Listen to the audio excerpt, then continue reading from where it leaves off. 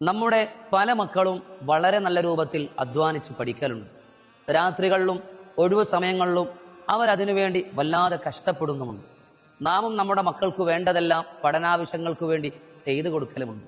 എന്നാൽ ഈ കഷ്ടപ്പെട്ട് ബുദ്ധിമുട്ടി ഇത്രയും ഉറക്കമൊടിച്ച് അധ്വാനിച്ചവർ പഠിച്ചിട്ട് ആ പഠിച്ചതെല്ലാം വളരെ പെട്ടെന്ന് മറന്നു പോകുന്നൊരവസ്ഥയാണ് അവർക്കുള്ളതെങ്കിൽ അത് വല്ലാത്തൊരു സങ്കടം തന്നെയല്ലേ. അത് നമ്മുടെ മക്കളുടെ കോൺഫിഡൻസിനെ തകർക്കും, അവരുടെ എല്ലാ സ്വപ്നങ്ങളെയും തകർക്കും, അവരുടെ ആഗ്രഹങ്ങളും അഭിലാഷങ്ങളും അവരിൽ നിന്ന് വിട്ടുപോകും. അവർ വല്ലാത്ത മൂഢതയിലേക്ക്, ഞാൻ ഇനി എന്തിനു പഠിക്കണം, ഞാൻ പഠിച്ചിട്ട് ഒരു കാര്യമില്ലല്ലോ, എനിക്ക് മറവിയല്ലേ.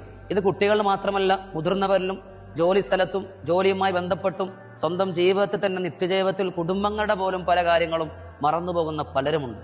അവർക്കുള്ള ഉത്തമമായ ഒരു ദിക്റാണ് എനിക്കെന്ന് പറയാനുള്ളത്. ഓർമ്മശക്തി ഉണ്ടാകാൻ ഹിഫ്ള് പഠിക്കുന്ന മക്കൾ ധാരാളമുണ്ട്.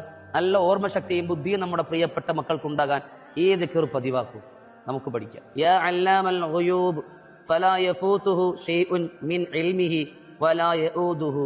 ഈ ദിക്റിനെ പതിവാക്കൂ, മറവി അകലുകയും മനപ്പാടമാക്കാനുള്ള ശക്തി കൂടുകയും ചെയ്യും. അള്ളാഹു സ്വീകരിക്കട്ടെ.